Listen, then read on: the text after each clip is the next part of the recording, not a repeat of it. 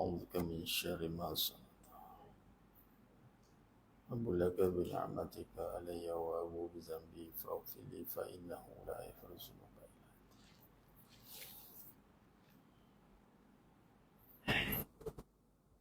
إلا أنت.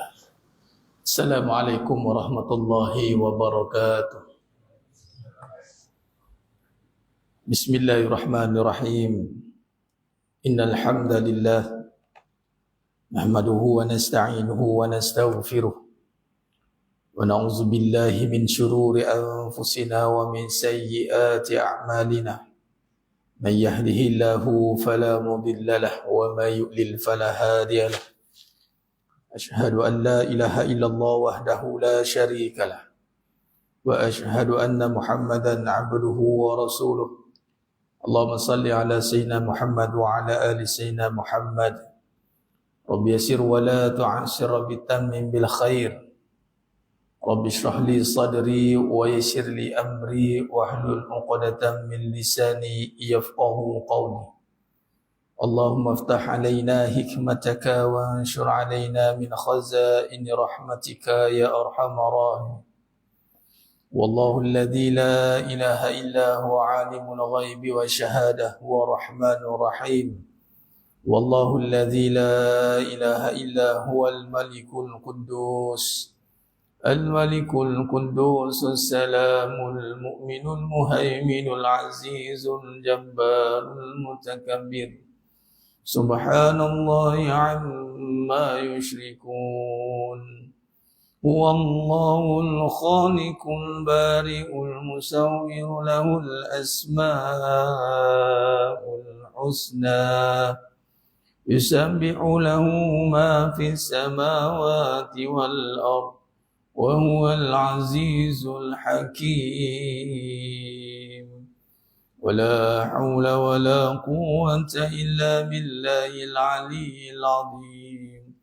ولا منجا من الله إلا إليه. أما بعد.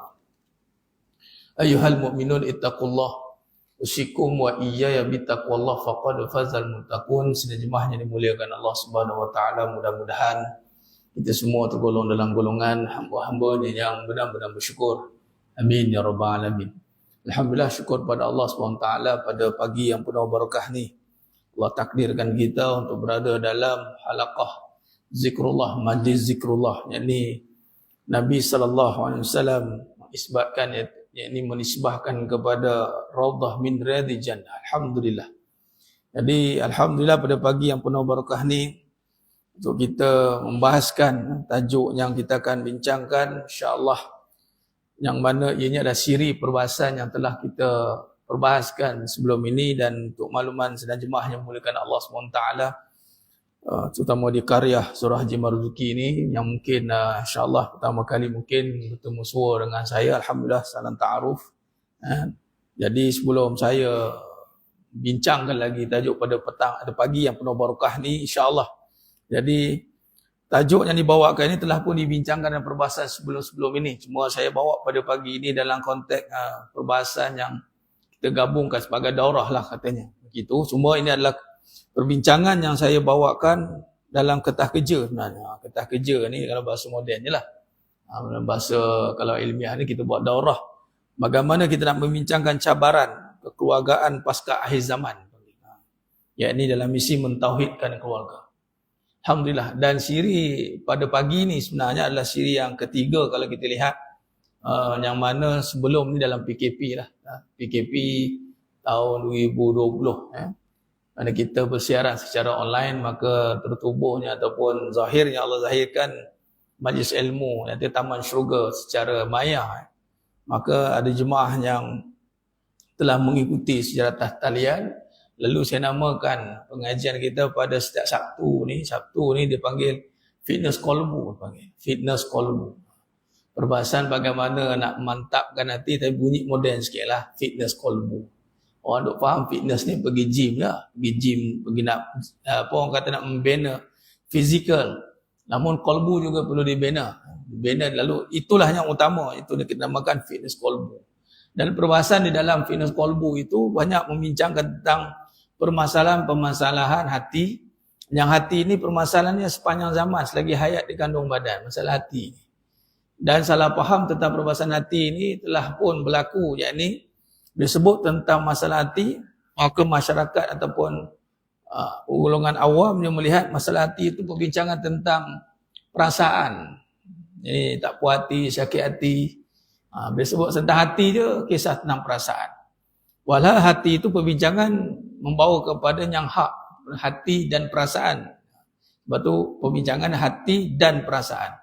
Adapun perbincangan hati itulah perbincangan yang hak, yang sebenar yang kita nak bincangkan. Yang ini merujuk pada perbincangan membawa kepada perbahasan tauhid sebenarnya. Hati ini itulah perbincangan iman, tasdiqu bil qalbi. Membenarkan dengan hati sepatutnya. Namun hati ini telah diambil alih perbincangan jadi perbincangan perasaan. Kadang itu masyarakat gagal untuk memahaminya lah. Namun insya-Allah kita cuba untuk meluruskan kefahaman itu dalam perbincangan yang kalau kita bawa pada kaedah perbincangan dia santai lah, membawa pada perbincangan persoalan-persoalan kehidupan. Persoalan-persoalan kehidupan terutamanya yang banyak menjadi persoalan kehidupan ni dalam keluarga. Dalam keluarga ni permasalahan kehidupan ni dia kadang-kadang bertali arus, datang tak henti. Kalau tak kita ke anak kita, tak anak kita ke cucu, dia bertali arus. Kadang-kadang dia kat kawan-kawan, kadang-kadang kita akan dengar. Kalau tidak kat kita pun kita akan dengar pada masyarakat pula.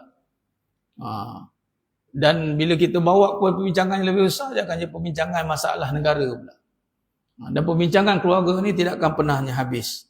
Malah kalau ikut statistik penceraian secara tafsir keseluruhan ni meningkat. Dia bukan menurun, meningkat, bertambah. Bila sebut tentang penceraian bertambah, dia bermula bila sebut tentang penceraian, dia datang dari hati lah. Sudah tidak sepahaman, sudah tidak sehati, sejiwa dia panggil. Dari awalnya sehati sejiwa. Dan lama-lama sudah tidak sehati, dah tak ada hati, tawar hati, bahasa mudah tawar hati. Maka berlaku penceraian-penceraian yang ialah walaupun penceraian itu ada dan diadili di mahkamah, namun timbul cetusnya konflik-konflik yang berlaku itu adalah hasil daripada hati yang telah dicampuri dengan perasaan. Akhirnya berlakulah perkara-perkara yang boleh merosakkan, terutamanya berlaku tadi penceraian. Dan penceraian inilah yang menjadi perkara utama iblis. Di sini kita akan bawa bincangan hadis bagaimana fitnah yang paling besar yang akan diketuai oleh iblis. Iblislah yang akan mengepalai fitnah ini. Dan iblis akan meletakkan kuncu-kuncunya, yakni jin, yakni syaitan yang berjaya melakukan fitnah besar ini, dia akan berada di sampingnya, di orang kanan. Kerana iblis melakukan fitnah ni yang utama. Jadi jemaah yang memuliakan Allah SWT, alhamdulillah, maka di situ saya mengambil ikhtiar ataupun inisiatif untuk membahaskan perbahasan tentang hati ini melalui kita melihat isu yang utama yang dalam keluarga. Itulah sebab tu tajuk kita pada siri Fitness Kolbu, siri ketiga. Yang pertama dah kita buat di Taiping, baru yang kedua di Melaka. Dan hari ini alhamdulillah terima kasih kepada pihak surau Haji Marzuki, Tuan Pengurusi Surau dan Ahli Jawatan Kuasa yang memberi ruang untuk kita gunakan surau ini untuk kita imarahkan dengan majlis ilmu. Dan tiada tempat yang lebih indah sebenarnya kalau kita lihat dengan hati, melainkan dengan majlis ilmu kedepannya itu ada taman syurga. Taman syurga. Dan tajuk yang kita bincangkan pula adalah membawa kepada perbahasan yang sangat penting. Dan siri yang ketiga ini kita bawakan perbahasan tentang cabaran kekeluargaan ataupun cabaran hidup lah. Saya namakan cabaran kehidupan pasca akhir zaman. Yang mana kehidupan yang besar itu adalah kehidupan berumah tangga yang tiada noktahnya. Selagi mana dia bergelar suami isteri, ada pula anak-anak pula ada rumah tangga. Bila dah anak turun generasi ketiga pula rumah tangga. Selagi mana ada rumah tangga, lagi itulah ada cabarannya. Baik jemaah sekalian, saya nak print tadi bahan ni, cuma saya dah bagi PDF pada, kalau siapa dapat ada grup, katanya ada daftar kan, bukan daftar lah, saya dah bagi. Tapi tak apalah, saya bacakan. Kita akan ikut teks apa yang telah saya bentangkan di sini. Baik. Yang pertama kita akan bahaskan tentang keadaan yang mukaddimah ni. Bagaimana kita lihat isu ni Mas sekalian. Baik. Jadi kalau kita lihat mutaakhir ini, kekeluargaan dan perkahwinan ini seringkali dihubung kait dengan pelbagai perspektif yang cenderung kepada kepincangan dan konflik di rumah tangga dia. Walaupun dia satu sudut Mas sekalian, orang melihat rumah tangga ni satu benda yang, yalah, situlah kebahagiaan. Kalau kita hari ni kan Sabtu Ahad ni, yang time macam ni nak puasa sebelum ni, ramailah undangan kahwin ni. Kita pun datang masjid semua kenduri, kita tengok seronok. Tapi di sebalik keseronokan itu ada satu isu yang besar, yakni kepincangan dan konflik yang tersembunyi. Konflik yang tersembunyi. Baik. Yakni kepincangan dan konflik dalaman yang sering berlaku di kalangan masyarakat umum, tanggapan dan penilaian yang hanya bersandarkan nafsu dan logik akal semata-mata. Banyak dikaitkan di dalam melihat isu perkahwinan. Nafsu, yakni nafsu dan logik akal. Logik akal ni, kalau kita bawa pada perbahasan logik, akal ni mestilah dibincang secara logik. Logik bermaksud yang dia boleh terima. Tapi dimasukkan di sini adalah dia membahaskan akal tanpa menggunakan nakal, tanpa menggunakan nas. Dia tidak bawa akal kepada perbincangan mengikut nas. Akhirnya akalnya hanya nak melihat kepada satu sudut, dia panggil kebendaan. Itulah nafsu tu. Itulah dinamakan logik akal. Ini akal yang nak dipaham dengan kebendaan semata-mata. Walhal kalau ikut kepada perbincangan logik ataupun akal yang waras ni, perbincangan dia adalah mesti perbincangan yang menyelesaikan banyak permasalahan akal. Memang Allah bagikan akal untuk memikir. Tetapi pemikiran yang membawa kepada membawa sifat kehambaan, zikir, membawa kepada ketuhanan, kekuasaan Allah Ta'ala. Tapi bila sebut tentang kebincangan konflik rumah tangga, dia tak bawa ke situ. Dia akan bawa kepada diri, benda, keadaan, isu lah. Dia tak reti nak bawa balik kepada isu tentang yang hak, yakni bagaimana bermulanya perkahwinan itu. Dia tak boleh nak relate. Walhal isu nikah ni isu yang dinamakan takdir jodoh. Itu pun dinamakan dijodohkan. Di depan. Kalau ngaji bab sifat 20 di pengajian saya di Teratak Warisan Roh setiap hari Ahad, untuk datangnya mas sekalian, mana ada kelapangan pukul 10 sampai ke 12 juga. Cuma besok saya akan habis awal. Saya ada pengajian setiap hari Ahad, saya buat pengajian sifat 20. Karangan karya Tuan Guru Dr. Nikmat Syukri Nikwan, Sejarah dan Kupasan Pendekatan Akidah. Besok saya mula awal, habis awal 10-11 habis sejam. Ada majlis kahwin juga. Pakcik minta datang bacakan doa semua, tak apalah, kita dah ingat. Baik, jadi kalau ikut tengok kepada perbahasan pernikahan, tanggapan orang akan melihat isu perkahwinan ni adalah isu yang mana dikaitkan dengan kebendaan. Kalau dia tidak dibawakan kepada kekuasaan Allah SWT, dia akan bawa kepada perkara itu. Kita akan perhatikan lagi bagaimana kaitannya mas sekalian. Dan melihat isu perkahwinan sehingga mewujudkan tanggapan fitnah terhadap pernikahan itu sendiri. Dijodohkan. Pernikahan kebendaan. Walhal dijodohkan itu membawa kepada akidah sebenarnya. Sebab itu takdir. Hari ini manusia melihat perkahwinan itu bukan di bawah perbincangan takdir. Takdir ni masuk apa?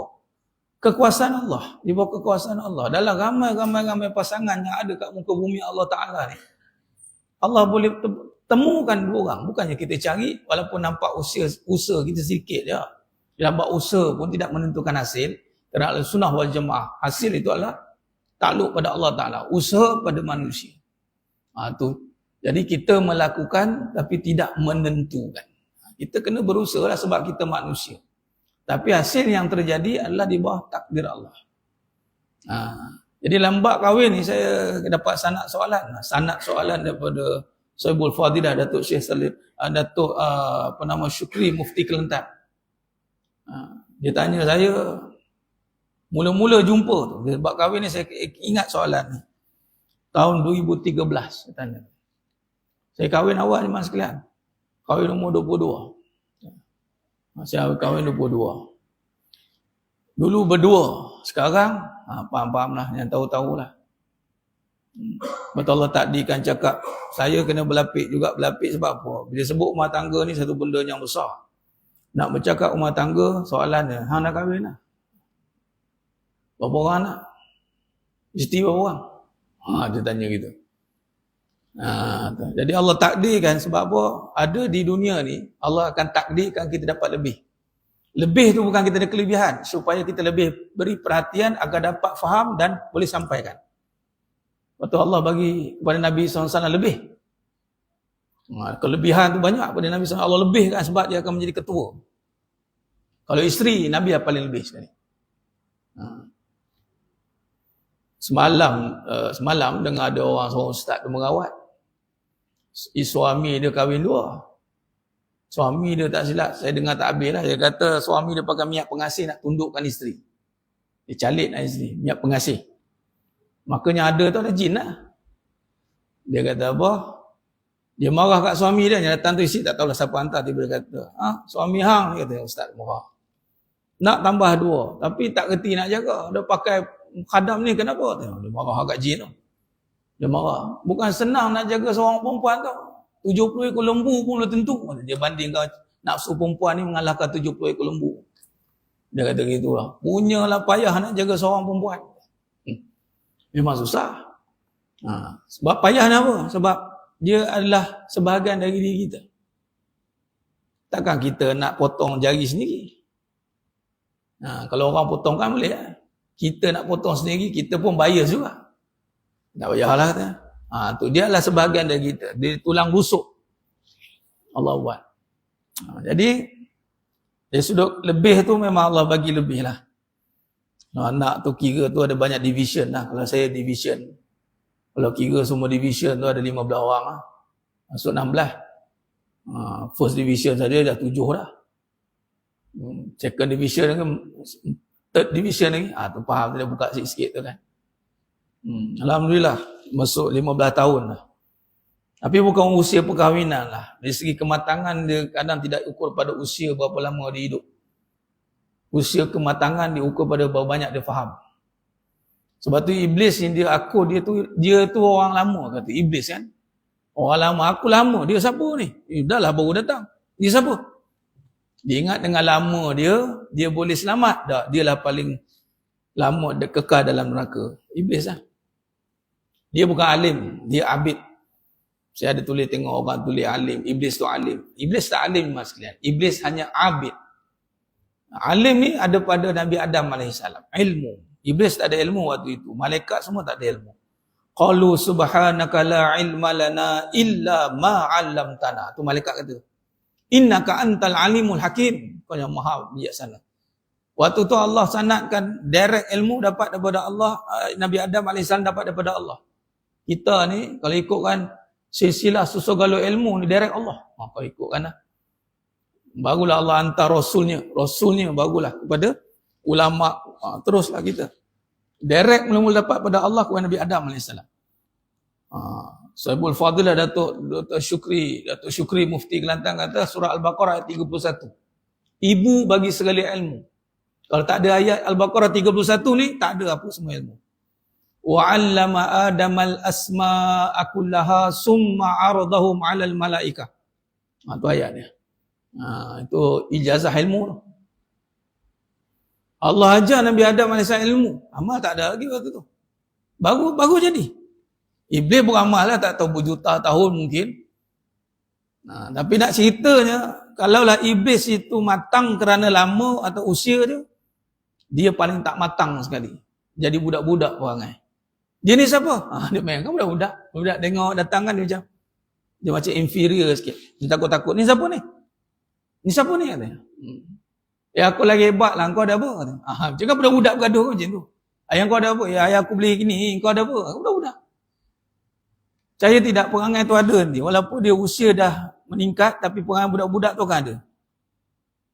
Bila? Bila bertembur persaingan nanti. Terutamanya kahwin lagi. Tengok lagi. Mula membanding-banding nanti. Iblis macam itu lah. Malah aku lebih baik dari dia. Habis. Kalau dia guna statement tu, dia budak-budak lah. Budak-budak dia tak kerti nak membezakan. Dia tak boleh nak menilai. Dia tak boleh nak menilai. Akhirnya dia tengok benda, kau ada apa, aku lagi best lah. Macam tu. Kalau kau tak ada basikal, aku ada basikal. Aku lagi hebat lah daripada kau. Sebab apa? Tak ada kematangan. Perkahwinan ni, dia akan mematangkan seorang itu Bukan sebab perkahwinan itu, tapi dalam perkahwinan itu akan terbuka banyak hijab. Banyak hijab. Kalau Allah pilih tu memang antara hijab yang paling besar dalam perkahwinan adalah mengenal Allah. Itu hijab paling besar sebenarnya. Bila kahwin ni, kenal Allah. Sebab tu Nabi SAW tengok. Bila wahyu turun, tengok Allah susun. Ni secara hikmah. Hikmah kita tengok. Nabi kahwin dulu. Allah takdirkan jodoh dulu. Kemudian wahyu turun. Nampak? Wahyu turun. Kita wahyu turun tengok. Siapa yang mula-mula terima Allah? Manusia pertama. Itulah isteri Nabi. Bukan orang luar, tidak. Diri. Maknanya, dalam hasil perkahwinan itu, kenal Allah. Itu kalau ikut kan. Dan ciri yang kenal ni dia tak ada konflik. Tak ada riwayat mengatakan bahawa Nabi terpaksa berhujah, Nabi terpaksa berbahas dengan isteri, Nabi terpaksa ni, Nabi kena pulau. Tak. Yang memulakan orang luar bukan isteri Nabi. Hebat. Ni orang makrifat lah tu. Bila makrifat pasangan dia akan dapat dulu. Nampak? Di situ. Baik. Maka perjalanan perkahwinan ni ada perjalanan yang mematangkan seseorang itu jika Allah pilih. Dalam perkahwinan jugalah ibadah yang tak habis. Tak putus. Ibadat yang sentiasa mengalir. Malah orang perempuan dinisbahkan ibadat paling besar orang perempuan adalah kahwin. Nikah. Sebab tu jangan allergic. Tak nak sini nikah lah. Tak nak lah kata. Habislah. Kalau dia macam itu, tertutuplah pintu paling besar rumah. Pintu paling besar nak ke syurga bagi orang perempuan adalah menjadi isteri. Ustaz, suami dah mati cerita lain. Ini yang serik ni, serik. Serik. Padahal tu pintu. Kalau kita orang lelaki, mak ayah. Orang perempuan kahwin lah, suami lah. Pintu syurga, bayangkan. Mana-mana pintu syurga tu bukan dengan solat banyak. Bukan dengan puasa banyak. Orang dah kalut dah. Ustaz, ni 10 Syakban, 13, 14, jatuh Jumaat, Sabtu, Ahad. Saya puasa Isnin Khamis ni. Dia dah main puasa Isnin Khamis. Macam Khamis, Jumaat, Sabtu, Ahad, Isnin. Puasa 5 hari. Dia nak ambil Yaumul Abyad, hari putih. 13, 14, 15. Perempuan tidak diukur dengan itu. Walaupun dia nak buat, silakan. Itu pun yang sunat, kena minta izin suami. Bayangkan. Dia kan boleh tiba-tiba puasa ya.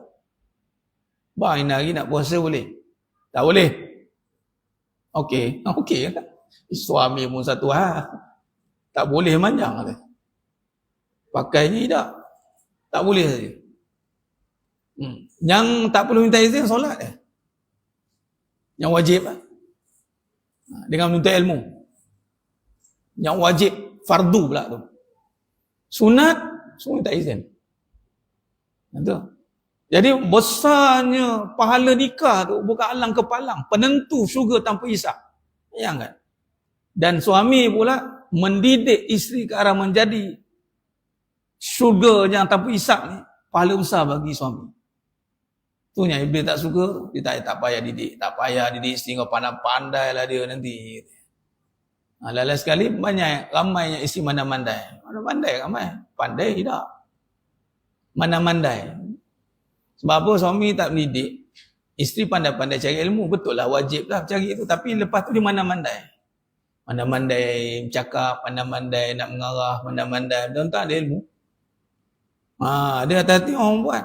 Kadang dia keluar untuk ilmu dengan tak puas hati. Harapkan suami. Bukan nak ngajar. Tak apalah. Cari ilmu sendiri. Okey? Cari ilmu tu betul lah. Cara tu tak betul. Akhirnya ilmu tu jadi rosak. Sebab bawa hati yang busuk. Busuk hati. Sebab syarat untuk ilmu kena bersihkan hati dulu. Bukan kata masuk ilmu terus. Dah. Dia kena bersihkan hati. Sebab tu belajar adab. Adab tu sebenarnya nak bersihkan hati ya. Adab pun ilmu juga sebenarnya. Cuma adab. Ilmu apa yang kena belajar dulu? Ilmu adab. Ilmu adab. Ilmu adab tu sebenarnya untuk apa? Nak tundukkan hati tu. Supaya nanti bila dapat ilmu, kita tak jadi orang yang sombong. Tentanglah dia ilmu banyak, suami tak ada ilmu. Mula nak menyalahkan, dia tengok tak betul. Dia tengok dia tak betul. Salah tu. Jadi, fitnah pernikahan itu berlaku besar. Bukan kecil, besar. Malah pahalanya pun besar. Dosanya besar, pahala pun besar. Jadi mesej yang besar kepada para isteri, bersyukurlah atas nikmat pernikahan sepatutnya. Kerana di situlah ada banyak pahala. Pahala sangat besar. Bukan syukur sebab ada suami tu. Ada suami tu satu hal, nikah tu. Ada nikah. Kalau ada suami tak ada nikah, tak guna juga. Syariat nikah tu. Yang menyebabkan dulu hantar air secawan ni, mungkin pahala, tapi tidak boleh dia confirm ke syurga. Tapi dengan pahala, dengan bawa air ni, dia boleh kahwin ke syurga tu. Sebab apa? Redha suami tu. Mak ayah ialah, ni cerita yang setelah itu, apa dia nak. Kalau mak ayah ni perbincangan yang dah khusus, taksis mak ayah. Perbincangan yang sudah ada, perbincangan tersendiri. Mak ayah kan. Ini keluarga suami. Nah, ini iblis, nanti kita cerita hadis nanti, dia akan pakar buat dia meremehkan amalan dalam perkahwinan. Dia akan remeh seremeh-remeh dia. Walhal dalam perkahwinan, satu pun tak ada yang remeh. Wa imah hanya bagi segelas air kosong kepada suami balik. Walaupun segelas air kosong. Bukan siakat 3 rasa pun. Kan? Bukannya kambing Pak Mat tu. Awak buat lencop ni lagi. Pandai awak buat. Pak Mat kan ada. Sekarang main Pak Mat kan. Pak Mat Western. Air kosong je. Suami pun, Masya Allah. Take care betul kau ni kata. Bila suami redha di atas isteri tu, maka redha Allah pun bersama dengan dia. Ui, kalau redha Allah bersama dengan dia, menangis iblis bujur katil. Aduh, aku nak buat dia masuk neraka. Bila suami tak redha ni, habis hancur lah hidup seorang isteri. Tak redha tu bukan sebab suami, kena faham redha suami ni pula. Bukan redha tu dengan saja-saja redha, tidak, tapi bermaksud dengan kebaikan isteri. Bila isteri, kalau contoh suami yang isteri yang baik, dia baik dah. Suami, aku tak redha. Itu tak diterima tu. Itu redha yang tak betul. Tak redha, aku tak redha. Ataupun isteri tu tak betul, tiba aku redha. Itu pun tak boleh juga. Hati-hati. Dia masuk redha ni setelah isteri tu berpapulah buat baik. Dan memang betul-betul baik. Kiranya Allah hantar suami untuk buat endorse. Dia tengok kau ni memang baik, aku redha atas kamu. Habis. Bila suami endorse, pop cok moho tu, okay, dia boleh tidur dengan nyenyak. Sebab tu buat baik ni, buat sungguh-sungguh sampai suami tak boleh cakap apa. Dia ni baik betul. Bukan kata redha tu dengan perbuatan buruk ataupun dengan perkara yang bersalah dengan syarak. Maknanya memang betul benda yang syarak, suami kena akur. Dia ni solat jaga waktu, makan tak payah bersuruh, aurat tak payah, dia cakap A buat A, cakap B buat B. Suami yang jahat pun boleh meredakan isteri. Redha bukan atas suami yang baik. Dia mendapat redha suami itu bukan maksud mendapat redha suami yang soleh, bukan.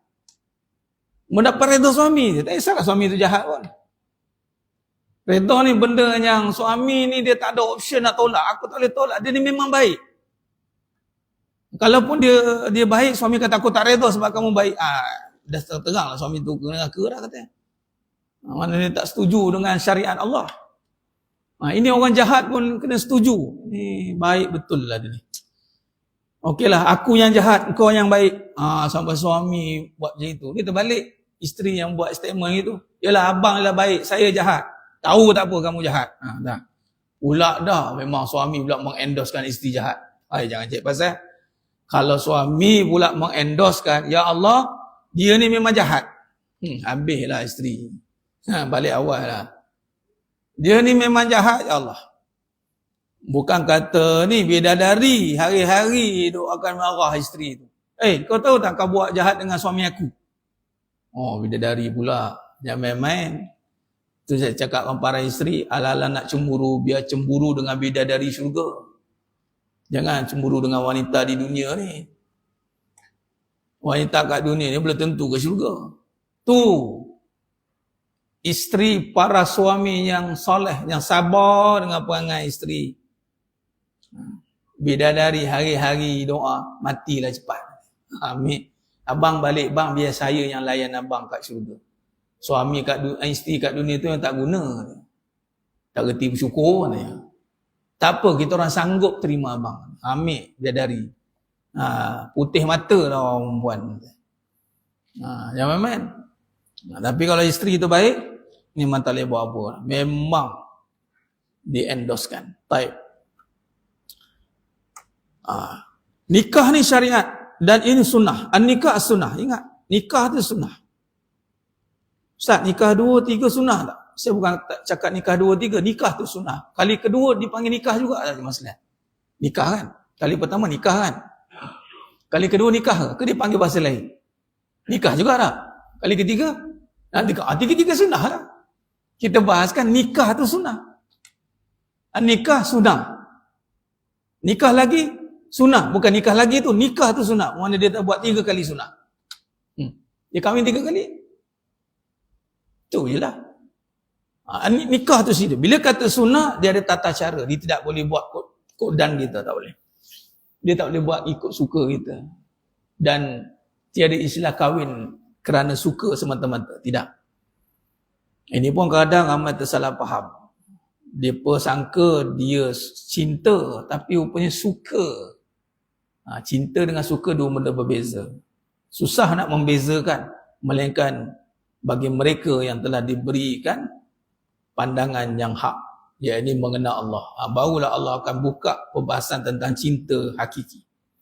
Kalau tidak, dia hanya berbataskan dengan suka, dan suka ni dia akan duka. Itu dalam perbincangan rumah tangga, suka duka. Dan orang pun cakap, adatlah tu suka duka, sedangkan lidah lagi tergigit. Itu nyanyi, lidah kan lagi tergigit tu. Gigit lidah buat apa? Tak payahlah gigit lidah. Gigit lidah. Ada tak rumah tangga yang suka tak bertemu duka? Ni pun satu statement kita kata, mana ada. Tengok, kita sangka buruk dengan ibadah. Tuan-tuan, ada tak kita beribadah? Kata nikah sunnah ibadah. Nikah ibadah ke syurga, solat ibadah ke syurga. Pernahkah kita solat, tiba-tiba kita duk macam tak puas hati dengan solat? Tak puas hati, marah solat. Biasalah tu suka duka dalam solat. Ada? Tak ada. Solat ni malah kita usahakan nak sampai tahap khashi'in. Kita sampai tahap nak tawajuh tu, nak solat tu sangat sampai kita rasa nikmat. Tiba-tiba tang nikah, adat lah tu. Biasalah tu. Sedangkan nikah tu ibadah, sunnah. Jadi kita nak nikah sampai rasa nikmat. Maka jadikan ibadah. Tu konsep dia. Bermaksud kalau nikah tu hasil bergaduh, dia kahwin bergaduh, bukan ibadah. Tu saja. Itu adat lah, duduklah kamu dengan adat sampai ke sudah. Kita tak nak bahas adat kat sini. Kita nak bahas ibadat. Macam mana dia nak nikah tu jadi indah? Jadikan dia ibadah.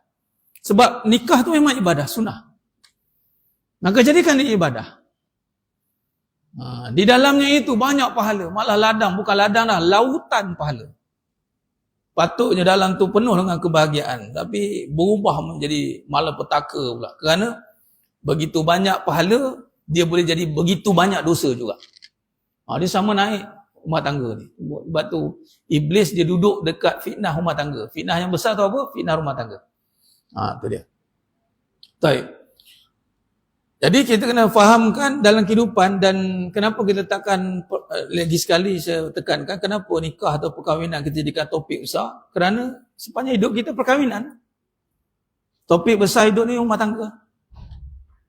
Kita kerja hari-hari, kita pergi kerja, keluar balik pagi, pergi pagi balik petang kadang malam tu sebab rumah tangga. Nak bagi anak isteri makan, cari nafkah. Dan kita banyak habis pun masa kat rumah tangga lah.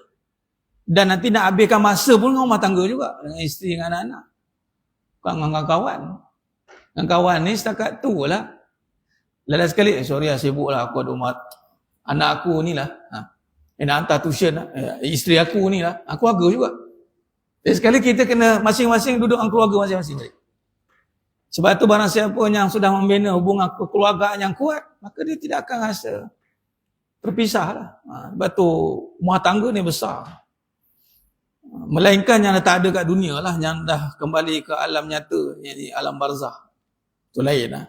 Ni ada tapi macam tak ada. Ada suami macam tak ada suami. Ada isteri macam tak ada isteri. Ada anak macam tak ada anak. Dia lebih kepada orang lain. Maksud dia tak ada kehidupan tu. Kalau dia banyak masa dengan isteri, dengan anak-anak, dengan ni, betul lah tu. Itulah hidup dia. Tak ada orang marah lah. Malah itu satu pelaburan yang tidak merugikan. Kalau dia banyak habis masa dengan keluarga dia. Nabi SAW, kalau tengok riwayat Nabi SAW, memang banyak habis masa dengan keluarga. Dan Nabi dengan keluarga Nabi. Kalau waktu petang lepas asar tu Nabi akan datang. Setiap isteri Nabi akan datang singgah. Rumah dekat-dekat. Bilik-bilik sebelah-sebelah. Singgah. Nabi akan menyantuni semua ahli keluarga. Dan Nabi akan habiskan masa khidmat kepada agama, yakni agama, umat, khidmat pada keluarga. Dua yang Nabi buat. Jadi tengok masa kita banyak. Kalau kita banyak habis keluar pun sebab keluarga juga. Habis buat projek sana, projek sini, buat keluarga juga. Jadi dia tak boleh nak lari. Keluarga ni perkara perbincangan yang tak boleh nak lari. Siapa cuba lari kan, runtuhlah apa yang dia buat tu. Contoh dia buat berniaga, dia lupa keluarga. Kawan-kawan ni, isteri tunggu kat rumah, anak-anak tunggu. Abang sibuk ni, abang ada projek ni. Yang kacau abang. Abang ada meeting sana, meeting sini, sana sini.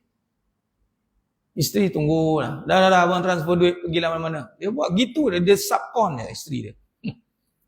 Tengok nanti apa jadi. Apa yang dia usahakan di luar sana akan runtuh bila-bila masa. Sebab foundation yang nak dibina tu adalah daripada keluarga. Daripada keluarga tu lah dia bina kehidupan dia. Nak bina berniaga atas keluarga tu lah. Nak bina apa? Semua atas keluarga. Kalau dia buat bina atas kawan di luar, habis. Dia tak ada foundation. Kawan tu mesti lagi pulang pun sebab keluarga. Sekali lagi bila keluarga dia kerat dua dia tinggal kita. Jadi sebab tu lagi sekali kenapa perkahwinan ni menjadi isu besar. Dan juga kalau bawa kepada susunan Asma'ul Husna yang utama itu adalah selepas Ismul Azam Allah Ar-Rahman Ar-Rahim. Kedudukan. Dan Ar-Rahman Ar-Rahim inilah perbahasan tentang kasih sayang tentang Allah, dan Allah terjemahkan kepada manusia yang bernama suami isteri. Wa min ayati an khalaqalakum min anfusikum azwaja litaskunu alaiha wa ja'ala bainakum mawaddatan wa rahmah. Allah jadikan suami isteri. Bila suami isteri Rahman Rahim elok bergabung, barulah ke bawah pergi Ar-Rahman Ar-Rahim Al-Malik. Barulah Al-Malik ni inspirasi apa? Memiliki anak, memiliki rumah, memiliki ni. Dia gabungan daripada suami isteri. Kalau ikutkan syarah Ibrah kepada hubungan manusia, bila gabungan suami isteri ni elok, dia akan memiliki dunia dan si isi ni. Dua hubungan ni rosak, apa pun tak dapat. Dia akan hilang segala-galanya. Dia mesti bercantum dua ni. Kalau ikut kedudukan, barulah Allah akan mengizinkan Al-Malik memiliki. Memiliki itu adalah untuk menguasai, tidak. Untuk menikmati dan mengurus. Ada anak, nikmati anak itu. Dialog rumah tangga, anak tu jadi nikmati. Bukan, ni anak aku, ni anak kau. Tak, ni anak aku. Dia tak ada. Dia bersama-sama menguruskannya. Sama-sama ni bukan kata buat sama-sama. Tak. Ni kena faham bersama-sama juga. Ada orang sama-sama. Bukan sama-sama kena buat sama-sama. Bersama-sama ni masing-masing faham tanggungjawab. Masing-masing buat tanggungjawab. Buat tanggungjawab bersama-sama ni masing-masing buat tanggungjawab. Isteri buat tanggungjawab isteri, suami buat tanggungjawab isteri. Bukan tanggungjawab isteri buat sama-sama. Itu salah. Bang, basuh kain bang. Abang pun kena basuh kain sama-sama dengan saya. Udah kawan tu beruh kain kat sebelah dia. Abang sama-sama. Nah kan. Abang masak sama-sama dengan saya. Udah tak keluar kawan tu. Masak. Gimana ni? Tak ada. Abang masak sama-sama dengan saya. Salah. Bersama-sama maksud abang tugas abang, saya tugas saya. Saya deliver tugas sebagai mak, abang buat tugas sebagai bapa. Keluarlah ke mana pergi buat tugas bapa ni, buatlah tugas bapa. Supervision. Supervise bukan kena ada 24 jam kat situ. Dia kena report duty. Tengok. Bos kan ada selalu pun. Tapi report duty sampai atas. Tanya balik. Ini hari macam mana okey? Apa-apa masalah, mak report ke atas. Submit kepada Presiden. Apa-apa ni, Umi bagi tahu Abi ni. Bagi tahu Abi kelang kabut. Okey, jangan. Kita settle sini, Umi. Kita settle sini. Okey. Maka dia berkomplot dah tentang Umi dia. Jangan sampai Umi bagi tahu ke Abi. Kalau kamu tak nak, kamu settle pun kamu kat sini. Okey. Sampai ke Abi, sama ada Abi nak nasihat atau buat instruction. Kalau Abi dah sampai, Abi kata no lah, habis dah. Alamak, dah sampai ke Abi je. Maka negotiate tu jumpalah kat Umi dia. Umi kata kamu je Abi.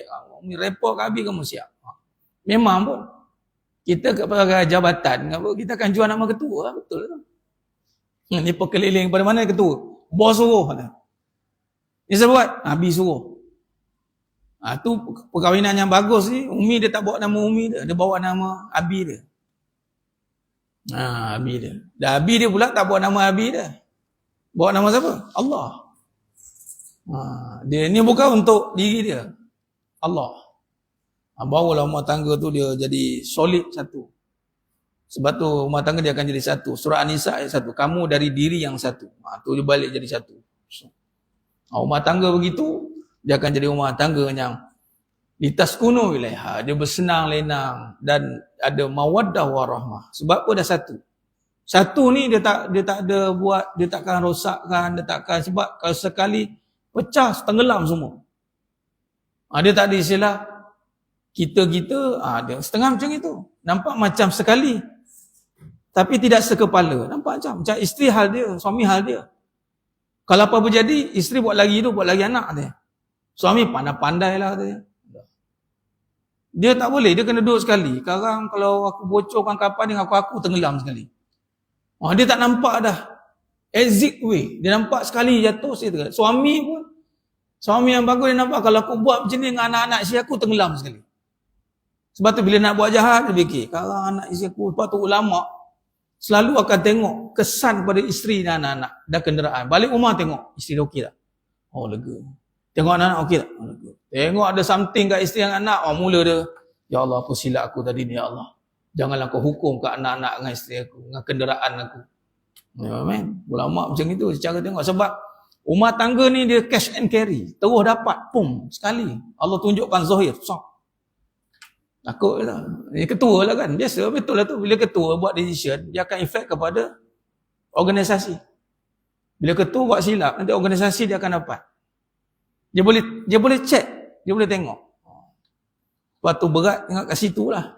Jadi kalau masing-masing nampak. Dan isteri pula tak serah bulat-bulat pada ketua saja. Isunya sekarang macam sekarang ni, isu Ar-Rijal Qawwamuna 'alan Nisa, laki ni menjadi ketua. Ni pun satu isu besar, leader, pemimpin.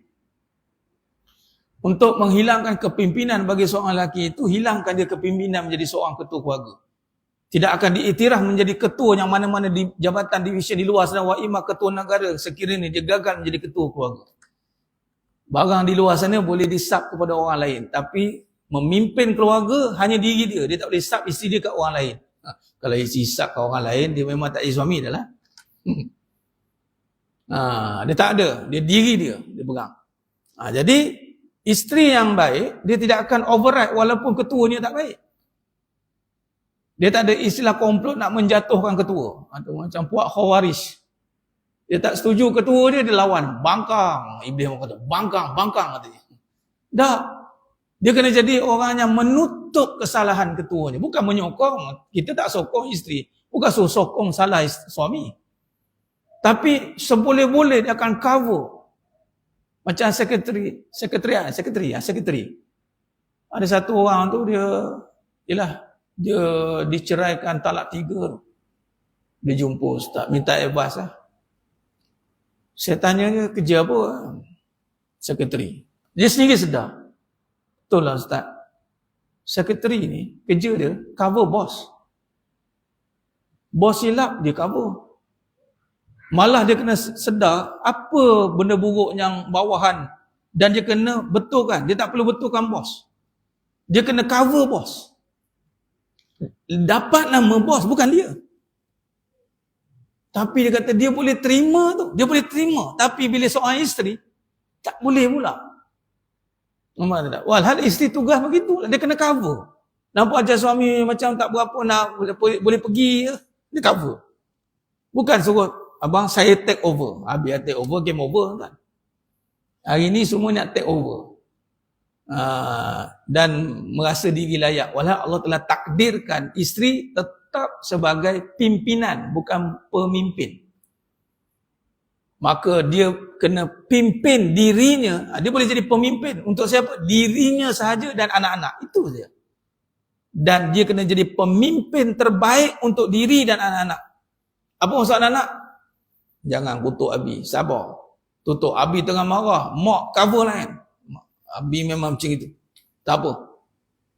Dia cover. Bukan sekongkol dengan anak-anak. Tahu tak apa. Mak dah lama pendam dah benda ni. Ya ke mak? Bapak kamu tu lah. Tahu lah. Tak ada perempuan lain. Sudah betul tu mak. Tak apa mak, kita orang ada. Kita backup. Mak jangan risau. Anak pula sekongkol. Anak akan lebih pada maknya. Percaya. Kalau mak-mak buat komplot untuk menjatuhkan suami, jatuh. Anak-anak ni kejap dia. Aku melahirkan kamu, habis je anak. Ya tak ya juga dah. Apa kamu buat apa? Habis. Kalau main macam itu, hancur. Dan sekali, kena tak tempiahkan isteri? Kena juga. Kesian. Orang akan pakat kesian je lah. Kesian, struggle dia dengan anak-anak, kesian. Islam bukan hidup dengan kesian. Jangan buat orang pandang kesian kat kita. Kita yang kena kesian kat orang. Belas ihsan tu kena kita pada orang. Bukan kita minta belas ihsan. Kita minta belas ihsan pada Allah. Sebab tu kita kena jadi rumah tangganya ada izzah, ada kekuatan. Mantap. Malah kadang-kadang orang lain minta nasihat kat kita pula. Tengok keluarga hebat, tegak, nampak. Tapi tak tahu dalam bersilat semacam kan. Tapi mak dia kabur lain dengan anak-anak. Nampak terpimpin dengan elok walaupun pimpinan tak ke mana-mana pergi. Pemimpin dah ruyuk mana pemimpin tak apa, dia sibuk katanya. Dia kabur lain dia. Kami masih menyokong pimpinan. Orang pun tengok anak-anak bagai contoh kan. Anak-anak kalau datang surau ke kan, kita cakap mana mak ayah ni kan. Yeah. Tapi dia datang elok, duduk dan diam. Duduk dengan ceramah. Anak automatik kalau mak ayah dia jenis yang apa-apa ke, tetap kita kata, bagus anak ni. Jaga nama baik mak lah. Selesai tanggungjawab anak. Elok lah. Dia jaga diri dia pun dapat nama bagus, mak ayah dapat nama, malah atas pada perkara tu Allah kurniakan pula kelebihan pada anak ni. Kerana apa? Cover line. Menutup aib. Kadang ini air zaman ni antara fitnah besar juga lah membuka aib. Sesama isteri sama perempuan kadang tak segan sidu bercerita tentang kelemahan pemimpin masing-masing. Wa na'udzubillah min zalik, sampai tahap mencari kelemahan benda dalam lagi. Kain dalam dia panggil, cerita kain dalam. Memang tak asing dah, macam-macam ubat jual kat medsos lah, pelik-pelik. Kita tengok memang nak kiamat lah dunia. Benda yang disembunyikan dicerita secara terbuka. Bukan tak boleh cerita, tapi dia kena khusus dan orang yang khusus. Dan kita kena khususkan dia ni bidang betul tak orang ni boleh kita. Kita kena buat kaji selidik. Bukan main senang-senang, bukan sekadar BFF je, tak cukup. Adakah dia ni ahli dalam perkara itu? Kalau ahli pun kita cerita. Dan kita cerita tu mesti kena dapat solution, bukan sekadar nak dengar dia pun dengar. Lah sekali ada dua orang yang mendengar. Dah lah itulah. Aku dah luar habis dah. Apa macam mana? Itulah aku dengar dalam masalah kau. Itu je lah. Kalau dia sekadar mendengar, tak payah cerita. Tak ada dia apa. Kita make sure bila cerita ada solution. Ada kata-kata mutiara, hikmah yang kita boleh terbuka fikiran-fikiran hati yang baru kita. Kalau tak payah. Tutup. Tak biasanya insyaAllah siapa cari jalan untuk menutup dan mencari jalan penyelesaian secara tersembunyi, Allah akan sembunyikan. Sebelum benda tu perlu disebar luas. Tak akan jadi. Allah akan bantu. Baik. Terima kasih. Maka dilihat di sini, maka disimpulkan dalam pembahasan awal ni, keluarga adalah asas utama dalam sebuah kehidupan. Jadi dalam kehidupan asas utama keluarga. Dalam itulah kehidupan. Maka jika mahu melihat kepada pernikahan tadi, isu nikah tadi, maka kita harus melihat terlebih dahulu daripada perspektif utama iaitu sebuah kehidupan. Okey, dalam ibadah besar dalam kehidupan ni adalah keluarga, tapi asas sebelum nak berkeluarga, kehidupan tu.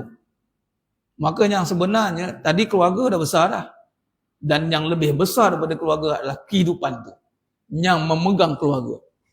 Jadi kehidupan inilah yang perlu kita bincangkan juga, bersandarkan kepada hakikat kebenaran. Dan ramai yang masih terkeliru di dalam melihat kehidupan itu sendiri.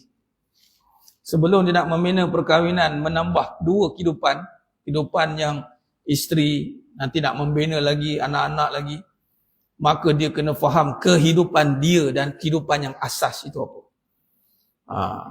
Maka bila kehidupan dia tidak benar, maka bila dia berkahwin sebagai contoh, membina kehidupan seterusnya, perkahwinan itu akan mendapat kesan daripada kekeliruan yang telah bermula dari kehidupannya. Maksud hidup tak ada ilmu lah. Ilmu tentang kehidupan ni tak ada. Apa ilmu kehidupan? Ilmu kehidupan adalah ilmu keimanan, tauhid. Itulah panggil mentauhidkan kehidupan. Allah hidupkan kita untuk mengenal Allah. Itu je. Dia tidak mengenal Allah Ta'ala dari awal. Dia hanya mengenal setelah berlaku kehancuran baru dia mengenal. Contoh, dia tak, saya suka guna, kadang-kadang guna, ini kata orang kata apa, pintu makrifat itu keluarga, tapi bermula daripada kehidupan dia. Dan hidup dia pula kalau tengok daripada, kalau dia seorang anak ni, bila kata hidup ni adalah untuk Allah, illa liya'budun, maka dia akan bina hidup dia bersyariat dan membina taat dari awal. Dengan siapa? Mak ayah dia. Dia membina ketaatan, hubungan taat dengan mak ayah dia tak berbelah bagi. Di sini cara je bina. Daripada situ dia akan mengenal, Allah akan buka. Sebab dia akan jadi macam ni. Bila nak berkahwin, katalah hidup, kita pun tanya, pernah bercinta? Tak. Bila bercinta? Lepas jumpa dia. Jumpa dia siapa? Isteri saya lah sekarang. Mana sebelum ni tak kenal cinta lah? Belum. Maknanya dia tak faham tu. Walau cinta kena ada dulu sebelum dia berkahwin. Cinta apa? Cinta Allah. Macam mana nak kenal cinta Allah? Melalui mak ayah dia. Khidmat. Allah akan buka hatinya untuk mengenal cinta Allah. Kalau tidak, dia akan mengenal cinta dengan kekecewaan dulu. Yang ni rupanya bawa cinta pun suka, dia kecewa. Tapi bila bergaduh suami isteri, rasa cinta yang dia sangkakan cinta tu hilang. Maka dia berdoa, taqarrub ya Rabb. Baru tahu nak cari siapa. Kamu ingat cinta tu ada pada isteri kamu? Lah, cinta itu bermula dengan aku. Bismillah, dengan nama aku. Bukan dengan nama isteri. Dari hati, dari mata turun ke hati, dari hati bermulalah kehidupan ini. Separuh nyawaku telah, mulalah melarat-larat, meraban-raban macam kita. Merapu-meraban dia panggil. Dia tak kenal. Dia kenal cinta dengan manusia, bukan cinta dengan Allah. Walhal cinta itu hanya ada pada Allah, lalu diberikan pada manusia melalui Rasulnya. Dan dapat tu macam mana? Sebab tu orang lelaki, terutama anak-anak kita, sebelum dia dah sibuk dengan kehidupan nanti nak kahwin, siapkan dia untuk khidmat. Cinta hanya dapat dengan khidmat saja. Ni jalan, saya buka cerita af'al tu dah, amal terus. Cinta bukan falsafah. Jangan tertipu dengan falsafah romanticism. Romanticism. Tahu romanticism? Dalam kajian orientalis. Nak cerita ni buat orientalis ni mas sekalian. Result exam saya dah keluar dah. Sem 3 ni. Orientalis dalam Al-Quran. Allah takdirkan saya dapat A, 4 flat. Subjek tu yang kena hafal sejarah ni. Dan memang saya minat benda tu. Allah minatkan saya dengan benda tu. Perjalanan daripada bermula orientalis, daripada kurun yang ke-10, ke-11 Masihi, John Damascus, iaitu orang yang pernah bekerja dengan tentera Abbasiyah, kemudian dia berpaling, kemudian dia buat cerita buruk tentang Islam. Maka waktu itu abad ke-10, ke-15, pada zaman itu juga ada seorang bernama Peter V. Venerable, ni seorang pembesar. Dia nak tahu tentang Islam. Islam ni dah bermula bukan abad ke-10, abad masih 10 sebelum tu lagi, abad kedua, ketiga Hijrah. Dah awal kita ni dinasti Islam ni dah ada. Abbasiyah ni dah kurun kedua Hijrah. Ketiga kurun kedua ketiga Hijrah. Jadi orientalis, yakni orang barat yang mengkaji Islam dan ketimuran, abad ke-17 ke-18, fasa revolusi Perancis, Golden Ages, zaman Enlightenment. Sebelum tu Dark Ages, zaman kegelapan barat. Jadi barat ni baru je nak hidup. Tak usah nak kata, barat. Tak ada, mereka baru nak celik. Nama Islam pun mereka tak kenal orang Islam sebenarnya. Dia panggil orang Islam ni Muhammadun dia panggil. Dan dia banyak gelaran kepada orang Islam. Dia tak panggil orang Islam, dia tak kenal. Jadi cerita romantisisme ni abad ke-17-18, dia suka bawa cerita daripada abad ke zaman revolusi Perancis. Dia cerita 17 ke 18 naik zaman revolusi Perancis. Kemudian daripada situ mereka telah di zaman perang salib, Pope semua zaman 10 ke 15 mereka bergaduh sakan. Bila mereka dah bangkit, dan waktu itulah mereka perlukan kepada dah puas kena jajah, teruk kena belasah mereka ni, maka mereka buat satu aliran yang nak membelai perasaan. Romanticism. Orang panggil zaman jiwang karat dia panggil. Ayat-ayat puitis, lukisan-lukisan yang gambar orang, daripada situ juga dia menipu orang dengan dia buat gambar orang pembesar-pembesar Islam bersuban, berjubah semua, dikelilingi dengan harim. Harim ni gundik-gundik. Dia tipu, dia suruh, dia tahu bahawa tengok dia runtuhkan pandangan kehebatan orang Islam.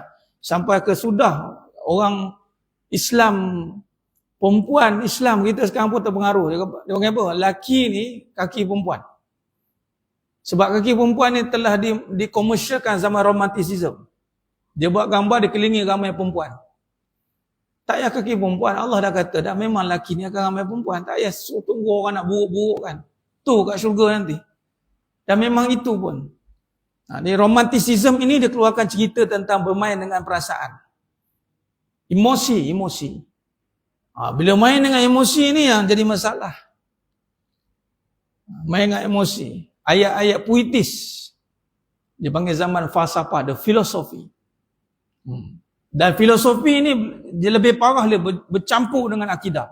Jadi mana cerita akidah, mana cerita falsafah, dia gabung. Itulah ada setengah perbahasan dipanggil ilmu kalam teologi yang terkeluar dari dasar. Walhal ilmu kalam tu tidak salah.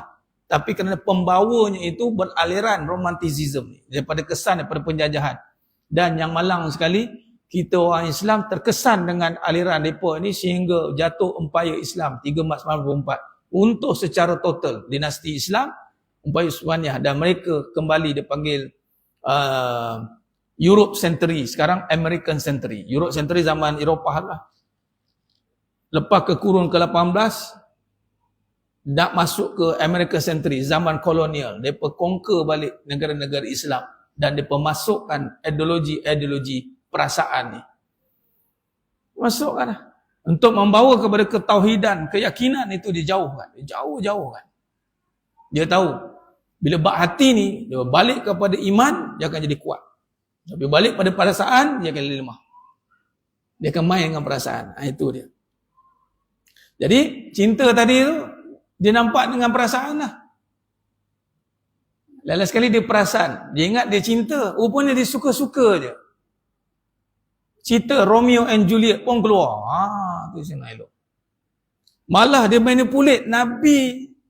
Dia menggambarkan seperti pasangan yang sangat romantik. Romantik dia bukan dia nampak pun. Dia nampak baca ke lain, membayangkan cuba Nabi. Walau Nabi bukan perbahasan tentang romanticism.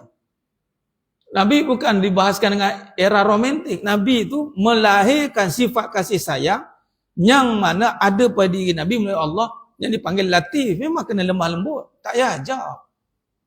Memang kena datang berlemah lembut dengan isteri, cakap elok-elok, bergurau. Tu tak payah ajar. Benda tu dia panggil fitrah.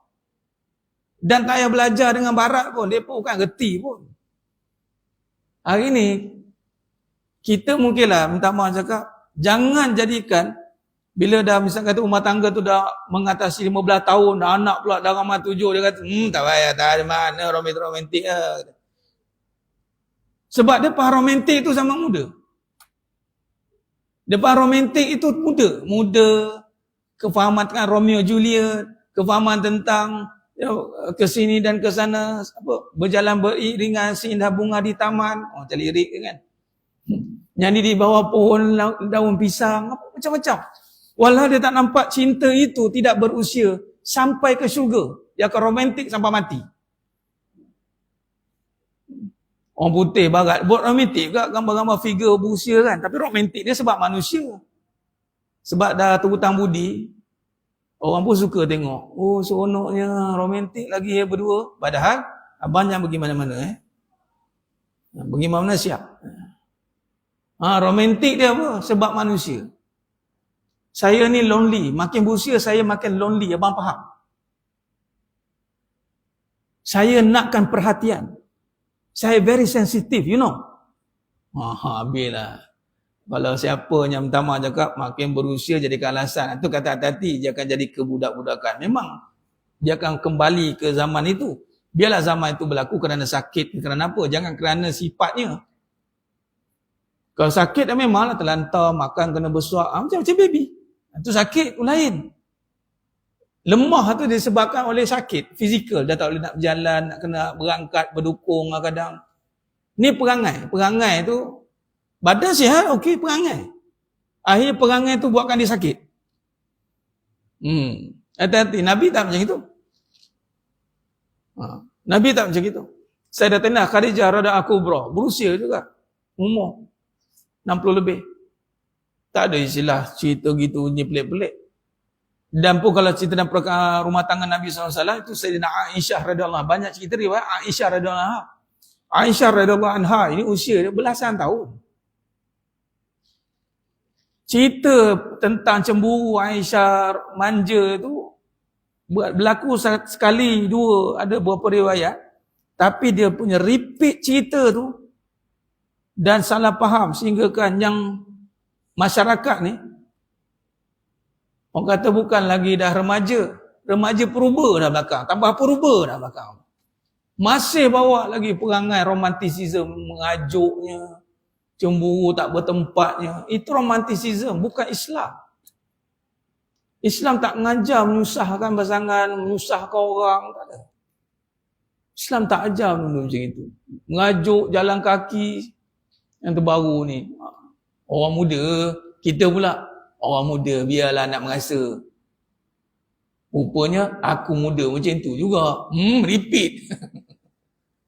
Waris turun-temurun kata. Kita muda pun sama bang. Abang boleh kurang juga mengajuk. Pula. Kita patut sekat dah. Ni perangai mana kamu ikut ni? Kamu belajar dari mana perangai buat mengajuk-mengajuk macam ni? Kamu balik sama suami kamu balik? Sanad ilmu mana kamu ambil mengajuk ni? Dari Aisyah radhiyallahu anha. Aisyah radhiyallahu anha tu umur berapa? Kamu umur berapa? Dah besar panjang dah, bukan remaja lagi pun. Anak berapa orang ni? Dah ramai. Ya Allah. Balik begitu. Taat. Sebenarnya ketaatan itulah bawanya mawaddah warahmah. Taat. Kita bukan dengan pergi beli bunga, pergi beli ni, kedai dinner, bawa sana, bawa sini, sewa bangunan, LED lampu, anniversary. Tu habis duit je. Walaupun kita ada duit, banyak lagi duit kita boleh pakai. Sebenarnya, isteri buat taat, hari taat, bawa air, buat solat, Allah akan bagi sayang. Romantik ni. Romantik yang dinamakan dengan sebenar. Itulah sifat kehambaan. Jiwa. Halus. Itu dia panggil kekuasaan. Baik. Jadi, dengan itu kita pun melihat bahawasanya perkahwinan yang rupanya disimpulkan sebagai perbahasan yang membawa kepada melihat tanda-tanda kebesaran Allah. Dan surah Ar-Rum ayat 22. Ini balik kepada kehidupan dan perkahwinan. Yang mana kehidupan itu adalah dijadikan kita adalah untuk mengenal Allah. illa liya'budun, lepas kehidupan maka ada pasangan. Kalau rujuk dalam surah Ar-Rum ayat 20, 21, 22, 23, 24. Tuan-tuan boleh rujuk. Buka surah Ar-Rum ayat 20. Cuba tengok susunan. Susunan Allah letakkan kejadian. Pertama manusia, yakni kehidupan. Kedua adalah rumah tangga, kehidupan. Surah Ar-Rum ayat 20. Ayat 20, ayat 21, ni Ar-Rum. Baik. Surah Ar-Rum ayat 20. Wa min ayatihi an khalaqakum min turab summa idza antum basyarun tantashirun. Ayat ni dimulai dengan wa min ayatihi, dan di antara tanda-tanda yang membuktikan kekuasaannya, menghidupkan kamu semula bahawa ia menciptakan kamu dari tanah. Ini kehidupan. Kehidupan manusia itu dijadikan kehidupan manusia dimulakan dengan wa min ayatihi, tanda-tanda kekuasaan Allah. Kejadian manusia adalah untuk menyatakan kebesaran Allah. Baik, maka apa lagi kebesaran Allah yang nampak, yang menjadi sebagai tujuan? Maka Allah pun jadikan pasangan. Ayat yang kedua adalah surah Ar-Rum ayat 21. Dimulai juga dengan wa min ayatihi an khalaqalakum min anfusikum azwaja. Di antara tanda-tanda kekuasaan yang membuktikan kekuasaannya, yang menciptakan kamu wahai lelaki, isteri-isteri. Di sini dah jamak dah semua sekalian. Tak ada pada seorang suami itu seorang je isteri. Kalau seorang isteri, dah itu takdirnya seorang. Tapi kalau dalam, dia panggil apa? Kalau tengok DB board tu, dia ada standby, ada pot, ada pot lagi tu. Tinggal nak slot in dia pot tu. Kalau satu lah DB dia gitu. Bukan kata, oh aku ni satu je. Tak, Allah jadikan pada seorang suami, sampai berapa Allah jadikan? Syariat 4. Begitulah begitu dengan seorang mak. Allah jadikan daripada seorang ibu zuriat yang banyak. Seorang. Kalau ibu nisbah kepada zuriat yang banyak, suami isteri yang banyak. Kenapa banyak? Sebab kuasa Allah. Habis tak kalau hanya ada 4 isteri, maknanya tulang rusuk dia 4 penuh lah. DB board dia penuh lah. Slot plug in. Kalau seorang ni Ustaz, DB board dia satu lah plug. Tapi boleh slot in 4 dah, Allah dah siap-siapkan dah. Dia punya 3 phase dah. Sini 2 phase, kalau surah 3 phase lah. Okey, faham macam itu. Maksudnya asal TMB ni, kalau bangunan besar macam ni 3 phase. Tapi guna baru 10%. Dia boleh guna sampai 3 phase, boleh. Jadi kapasiti seorang suami itu, dia boleh pergi sampai 4 lah. Dalilnya isteri-isteri ni. Baik. Dari situ kita lihat, sebab tu saya bawa kalau perbincangan kahwin lagi ni, bukan soal kahwin lagi, perbincangan mampu tak mampu itu hakim tentukan masalah. Itu biar mahkamah tentukan. Tak payah kita bergaduh kat luar gitu. Kahwin boleh tentu bergaduh bagai nak rak. Lelai kahwin diam-diam juga. Bukannya selesai masalah. Relax. Diam. Bang, kita submit proposal permohonan ni kepada hakim. Dah. Dia hakimnya tentukan. Hakim akan tentukan. Kita bukan menentukan. Tapi kalau kita bincang tentang rumah tangga ni, kahwin, ta'adud, bilang-bilang ni, daripada dalil surah Ar-Rum 21, memang anfusikum azwaja. Isteri-isteri. Dan kena ingat, wanita, suami dalam bahasa Arab, zawj. Zai waw jim. Isteri, apa dalam bahasa Arab? Tambah ta marbutah. Bermaksud daripada kata dasar zauj. Tak ada laki, tak ada isteri. Jadi isteri jangan bawa diri masing-masing. Saya tentukan hidup saya. Lah. Daripada kata dasar zauj, suami. Tambah ta, zaujah. Dan dalam Quran Allah tak letak zaujah, azwajah. Rabbana hablana min azwajina, isteri-isteri. Kenapa boleh ramai pula Ustaz? Kuasa Allah lah. Macam mana Allah boleh ramaikan anak bagi seorang ibu? Begitulah seorang suami. Bismillah. Alhamdulillah. Alhamdulillah. Baik. Tak apa. Jadi susunannya nak suruh wamin ayati. Cuba tengok. Seterusnya susunan rumah tangga ni. Pertama diri, kedua pasangan, ketiga baru Allah cerita wamin ayati khalqus samawati wal ardh. Baru cerita kejadian langit bumi. Nampak? Kita bila tengok langit bumi siap berhenti ni. Apa dia? Tu ada kalimah Allah berhenti kereta ambil gambar. Betul lah, pelik kan. Tapi pada diri manusia tak nampak kalimah Allah. Apa kalimah Allah tu? Kekuasaan Allah pada diri manusia. Kalimah kat tangan ni saja dah nampak alif lam ha dah.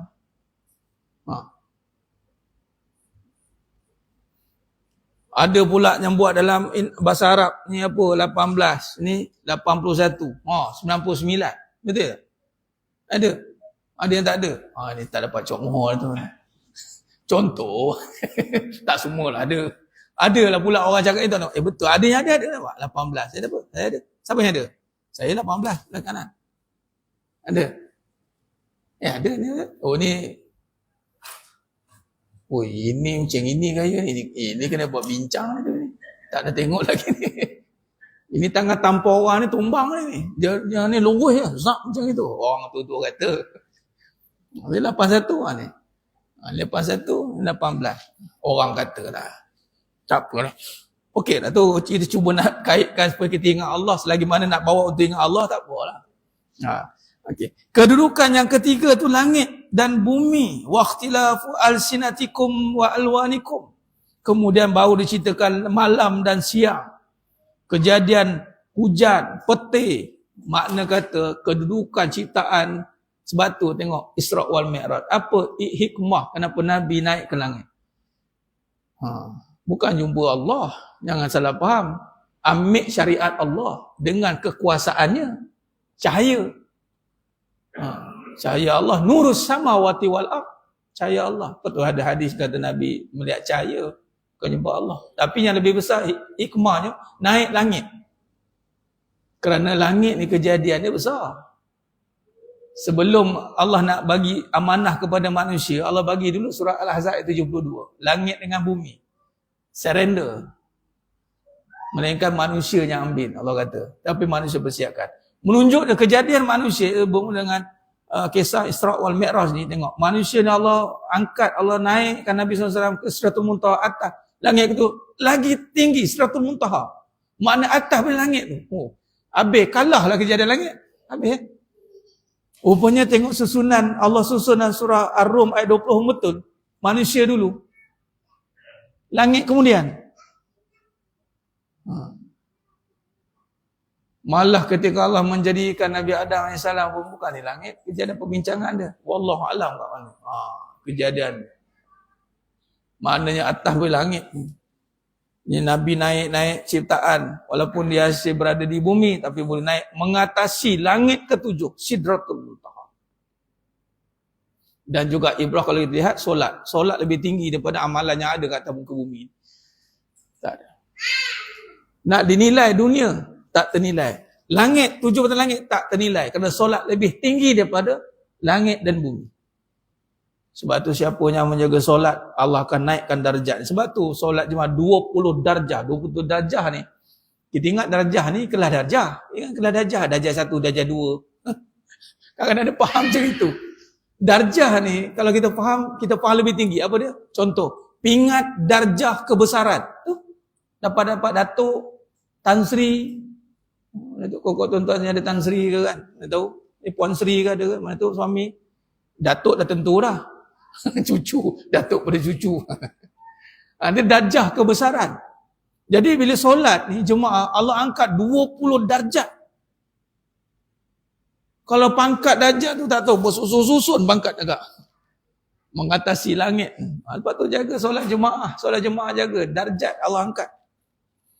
Solat tu dah memang dah ada darjat dah. Jaga pula Allah angkat lagi darjat. Jadi sedang jemaah yang ini susunan daripada. Jadi kita simpulkan rumah tangga itu memang untuk lihat kebesaran Allah. Titik. bukan nak membesarkan sesiapa. Kadang-kadang kita membesarkan orang, membesarkan isteri, membesarkan suami.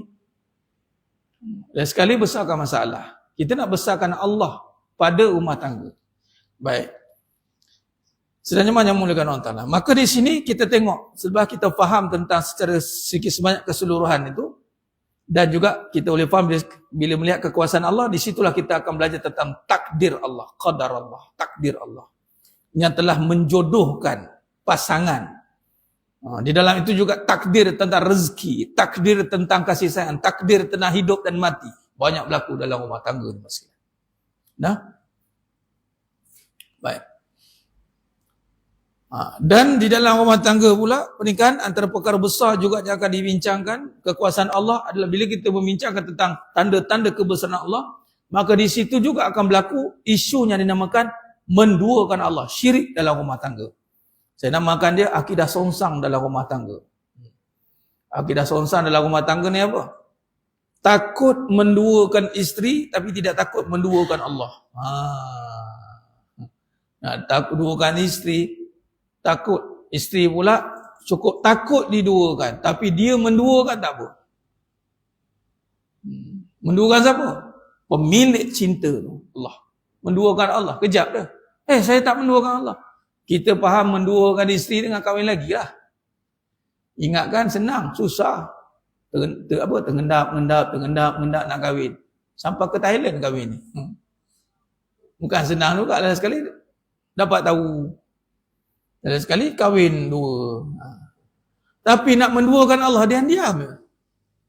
Sampai ke sudah orang tak tahu dia ni menduakan Allah. Yang tu hanya Allah. Macam mana menduakan Allah tu? Dia buat ibadah nak tunjuk makhluk. Ra'un. Nak jadi isteri, nak tunjuk kat suami. Bang, tengok saya baik bang. Saya buat ni sebab bang tau. Suami pun sama. Buat sebab isteri. Nak dilihat.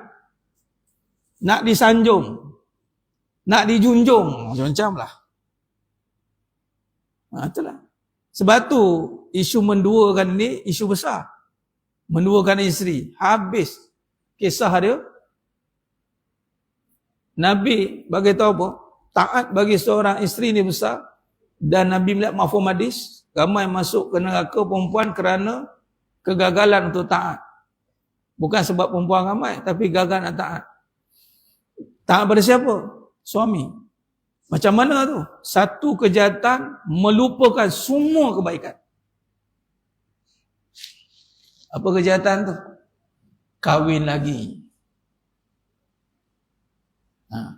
Ada orang nampak kahwin lagi tu satu kejahatan. Ataupun dia nak kahwin lagi, berlakulah beberapa kejahatan. Dia diam ke, sembunyi-sembunyi ke. Maka si isteri ni, dia akan pandang suami dia, 20 tahun lah baik macam mana. Sekali dia tahu menduakan, dia kata apa? Pura-pura abang baik selama ni. Tak ada ertinya. Dan Allah nak bagi tahu. Sakit tak? Sakit. Yang lelaki sampai sekarang WhatsApp. Tadi pun dia kata, Ustaz, tak ada ke bagi tip-tip apa ubat berani ni? Ingin nak berani tak ada. Saya kata ubat berani sampai ke sudah tak jumpa. Sebab memang takut tu Allah bagi nak rasa. Cukup takut kalau isteri tahu kita duakan dia. Ibrah dosa menduakan Allah. Kalau Allah dapat tahu kita menduakan dia bermula dengan riak, sia-sialah seluruh amalan kita. Baru layak Allah kata macam itu. Sebab Allah pemiliknya. Kita hamba. Bukan kata 2, 3, 4, 5 boleh. Allah, Rasul, mak, ayah, isteri. Isteri ni dah kelima dah. Cinta yang kelima. Cinta Allah, cinta Rasul, cinta mak, cinta ayah, cinta isteri. Daripada cinta Allah lah. Mana ada cinta sendiri datang? Mana boleh? Jadi kedudukan cinta pada kedudukan strata, kedudukan manusia, isteri nombor 5. Bukan nombor 1. Walaupun dia isteri yang pertama. Dan yang pertama tu pun bukan kita jumpa dia terus pun. Dan kita tak tahu jumpa taman satu, tak tahu. Nak bagi tahunya, berlaku nanti dalam rumah tangga bila kita cerita tentang kekuasaan Allah, nak membesarkan Allah Maha Esa, perkara yang berlaku nantinya ni akan masuk iblis ni. Yang kat sini akan masuk iblis ni. Apa dia? Nak berlaku syirik dalam rumah tangga. Dan daripada syirik inilah nanti bila buat sebab orang, yang ini lawan kepada riak, itu ikhlas. Inna akhwafu alaikum asyirkul asghar. Ma huwa syirkul asghar ya Rasulullah? Ar-riya. Yang cukup aku bimbangkan berlaku kata umatku adalah syirik kecil. Ma huwa syirkul asghar? Apa tu syirik kecil ya Rasulullah? Ar-riya. Riya adalah syirik paling kecil, namun syirik yang kecil kata Allah, inna syirka la zulmun azim. Syirik yang kecil tetapi kezaliman dia amat besar. Orang pun marah, tak adil, tak adil. Tak adil, tak adil. Kamu dah zalim dah. Adil orang zalim. Zalim ni kita buat dulu dengan syirik lah. Sebab tu Allah bagi dia panggil buat jahat balas jahat. Kita yang menzalimi, tidak letakkan Allah pada tempat maksudnya kedudukan yang tinggi. Sebab lawan kepada zalim, adil meletakkan suatu pada tempatnya. Yakni kalau kita ni hamba, letak pada hamba, Allah letak pada kekuasaan yang tinggi. Kita tak buat, malah kita menyamakan pula silat bulat. Allah ada sayang, manusia pun ada sayang. Silat bulat sayang manusia lebih besar daripada sayang Allah. Sehingga kan sanggup menuruti kehendak manusia, membelakangkan suruhan Allah. Dia ingat sayang tu dengan menjaga manusia. Isteri saya ni banyak jasa. Kalau nak tegur dia, serba salah. Takut dia tak sayang saya. Nak tegur pakaian dia, aurat dia kan, dia kecil hati. Dah nampak sayang daripada makhluk. Lepas tu kita tegur, pakai ni. Oh, memberontak dia. Rupanya makin elok. Allah bagi. Allah yang pegang sayang tu. Dengan anak kita sayang sangat, biarkan. Biarlah, sayang. Sayanglah nak tegur. Elok tu. Bukan sayang lah, sini naik kepala. Ingatkan perbuatan kita tu sayang dia. Dia pula tidak hormat kita pula betul.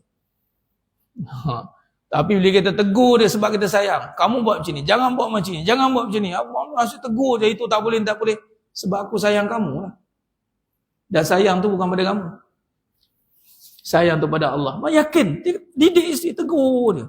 Selagi mana teguran itu adalah kerana Allah. Untuk Allah. Kita buat kerana nak tegakkan syiar Islam dalam rumah tangga. Nampak? Ni menduakan. Jadi, yang ini banyak berlaku dalam rumah tangga. Dipanggil akidah songsang. Anak buat baik nak tunjuk kat mak. 5 orang anak berebut nak tunjuk anak mana yang paling bagus. Ambil. Perkara ni berlaku. Yang paling bagus, yang paling banyak duit lah. Birthday bagi apa? Kau bagi apa? Kau bagi apa? Kau tak bagi apa, kau diam. Aku yang bagi banyak. Bayar duit rumah, bayar itu. Dia kerja bagus. Niaga pula Allah bagi jadi, tapi dia lupa. Anak nak buat baik nak tunjuk kat mak. Isteri buat baik nak tunjuk kat suami. Suami nak buat baik nak tunjuk kat isteri dengan anak. Aku good daddy. Apa panggil bahasa tu, daddy love. Daddy love. Bukan hot daddy tu Itu dah tak ada daddy dah tu. Hot nar. Panas api neraka. Jemaah yang mulia Allah Ta'ala. Baik. Maka dalil membincangkan tentang kebesaran Allah ni kat mana tadi? Surah Ar-Rum tadi. Ada perbincangan rumah tangga? Ada. Dan bila sebut tentang membesarkan Allah, maka di situ berlakunya mengesakan. Bila mengesakan berlaku juga mensyirikkan. Hati-hati. Larangan dia bermula dengan larangan. Larangan yang paling besar adalah larangan mensyirikkan Allah. Suruhan yang paling besar adalah mengesakan Allah. Maka kita kena berlaku dalam hidup kita sebelum berkahwin, bentuk berlaku. Maksud perbincangan mengesakan Allah, tidak mensyirikkan Allah, mesti berlaku dalam hidup kita. Kemudian bila ada kehidupan seterusnya yang perkahwinan, maka dia akan bawa perkara yang sama. Jangan mensyirikkan Allah, mengesakan Allah. Jadi wa rabbaka fakabbir. Kedua-dua ini mesti disepadukan dalam rumah tangga. Jangan buat sebab abang, kamu nak buat, kamu buat. Buat kerana Allah. Nak masak, masak je. Bukan nak abang puji ke abang tak makan, siapa hati abang tak makan je lah. Rumah dah ada 2. Mesti masak lagi sedap. Wah, datang peli-peli macam tu. Kan? Itu puan-puan nak cari gaduh lah tu. Yelah, kita bukan dia masak. Dah ada orang lain masak. Mula beli-beli. Masak je lah. Masak sebab apa? Sebab sendiri nak makan juga. Makan je lah. Tak nak makan, dah lah. Dia jadi simple lah. Sebab apa? Sebab kita buat tu bukan nak meraih perhatian orang. Kita buat tanggungjawab. Tanggungjawab dah selesai. Baik. Seterusnya mas sekalian. Sebelum kita habis lagi dah 15 minit lagi. 12 kita habis lah. InsyaAllah.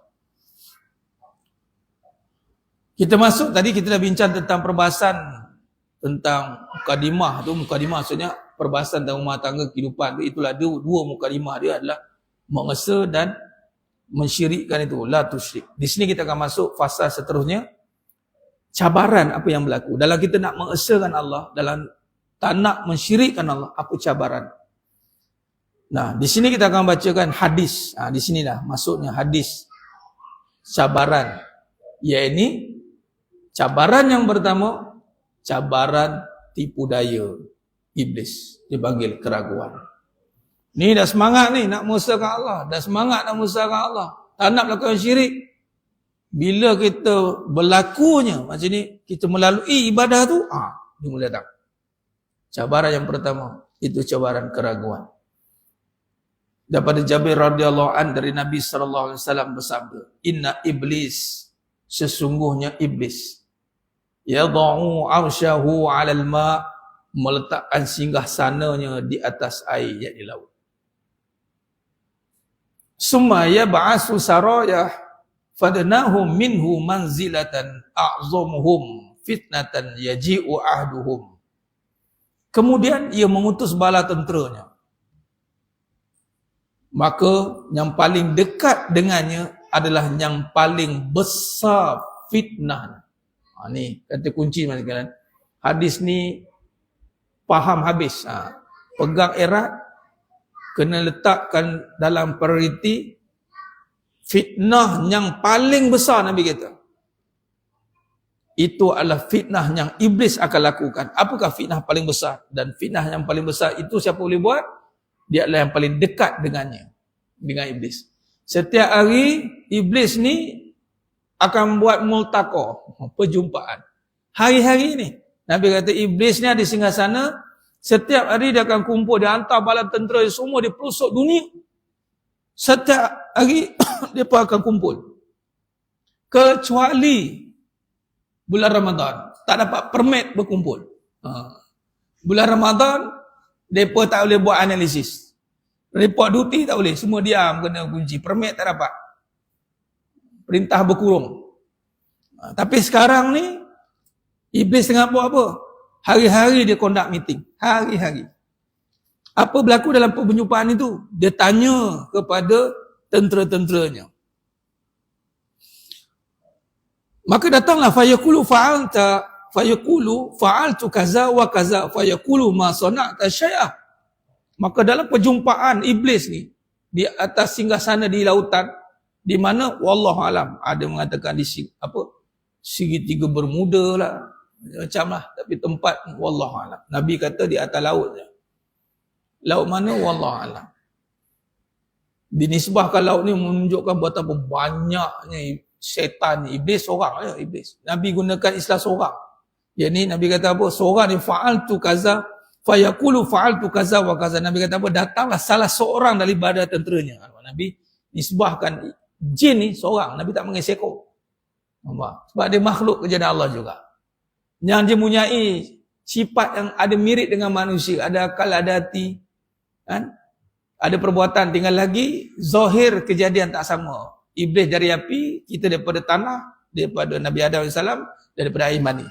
Itu je. Tapi dalaman sama. Sebab tu yang akan dihukum, dia akan dipertanggungjawabkan adalah minal jinnati wan nas. Baik.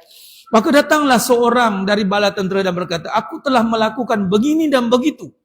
Fa'altu kaza wa kaza. Semua kejahatan dia buat. Dia suruh orang ngumpat, dia suruh orang zina, suruh orang minum arak, dia buat semua. Tahu Iblis kata apa? Ma sana'ta syai'. Iblis kata apa? Engkau sama sekali tidak melakukan sesuatu pun. Iblis tak heran pun. Dosa lah, betul lah tu. Dosa. Tapi tak kick kata. Next. Kawan tu balik dah. Padahal dia dah buat pecah belah ni. Orang ngumpat sini, ngutuk sini, pecah sini. Kerja Iblis lah. Siapa lagi? Kerja geng-geng ni lah, kuncu-kuncu syaitan. Tapi Iblis kata apa? Fayaqul ma sana'ta syai'a. Kamu tak buat apa-apa lagi. Dah. Boleh. Merit kenalah. Memanglah buat saman dah kena macam gini saman. Tak cukup hebat. Maka datang lagi seorang jin datang lagi. Summa yaji'u ahaduhum fayaqul. Maka datanglah seorang lagi yang lain berkata fayaqul ma taraktuhu hatta farraqtu bainahu wa baina imra'atihi. Qal. Maka Iblis didatangi syaitan yang kedua pula, dia kata, aku tidak akan meninggalkannya untuk digoda sehingga aku berhasil memisahkan antara dia dan isterinya. Nampak? Maka Iblis kata apa? Qal fayudnihi minhu wa yaqulu ni'ma anta. Yang ini baru ada Iblis dia duduk atas singgasana yang tinggi, maka dia turun kat bawah. Dia panggil kawan yang berjaya memporak-perandakan sehingga bercerai. Dia panggil kawan duduk sebelah dia. Kerana yang paling dekat dengan Iblis adalah fitnah yang paling besar. Fitnah maksud cobaan. Sebab tu rumah tangga adalah cobaan yang paling besar. Hebat macam mana pun dia, kalau terkena cobaan rumah tangga, hilang kehebatannya. Hilang habis. Ni saya cerita sendiri sebab Tuan Badan cerita secara terbuka. Seorang ulama di Indonesia, A'ajim, Gimnastia. Kita boleh rujuk kisah dia. Dia sendiri menceritakan bahawa kemuncak dalam hidup dia diuji dengan rumah tangga apabila berlakunya kisah kahwin lagi lah. Kena isteri pertama buat ni tuntut penceraian. Daripada seramai-ramai pengikut kerat dua.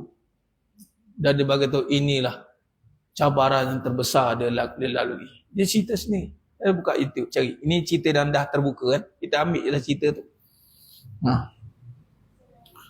Assalamualaikum. Baik, maka kalau kita lihat di sekalian, memisahkan ni faraqtu ni cerai sungguh syariat. Dan saya lebih fokuskan bila kita kaji cerai ni apalah first marriage, perkahwinan pertama. Bukan perkahwinan 2, 3 dan lagi. 2, 3 tu mesti ada cetusan yang pertama. Sebab tu zaman Allah takdirkan ada second marriage, third marriage, make sure stop. Jangan dah cerai dah. Pertahankan balik. Tapi kalau tak boleh juga, nak buat macam mana? Sebab dia ada rentetan daripada yang pertama. Kegagalan yang pertama, dia akan membawa domino effect. Sebab tu yang mana nak kahwin 2, 3, ni dia kena settle yang pertama. Kalau tidak, dia akan domino effect semua. Sama juga kalau dia nak kahwin lagi, dia kena selesaikan dulu isu yang lepas. Dia tak boleh bawa carry forward.